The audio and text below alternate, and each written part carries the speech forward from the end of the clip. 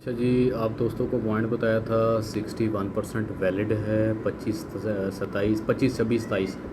अब ये जो कैंडल बन रही है ना, ये कैंडल अगर तो जो मैंने लाइन लगाई हुई है ये वाइट कलर की, तकरीबन 25 23 से नीचे अगर ये क्लोज़ होगी ना मेरी जान, मैं तो उड़ा दूंगा टिकियाँ सेल वाली साइड पे, फिर भाड़ में जाए और जाने दे इसको नीचे। और आज मैं कहता हूँ ज़िंदगी की चस आएगी। आहा, 23 पे आ चुका हुआ है और कैंडल क्लोजिंग का टाइम रह गया जी 44 सेकंड। संभाल लें जी अपनी पोजीशनें पे, आज जितना कमाना है जो कमाना है कर लें। ओके हो गया, बस इसके नीचे आने का वेट है। ये एक दफ़ा 23 से नीचे, क्योंकि इतनी बड़ी रिजेक्शन लग जाए ना, तो रिजेक्शन के बाद फिर मुझे नहीं लगता कि आप कुछ भी जो है ना उल्टा या नेगेटिव एक्सपेक्ट करके चलते हैं। तो जाफ़र साहब क्या कर रहे हैं, दिखाएं ज़रा मुझे।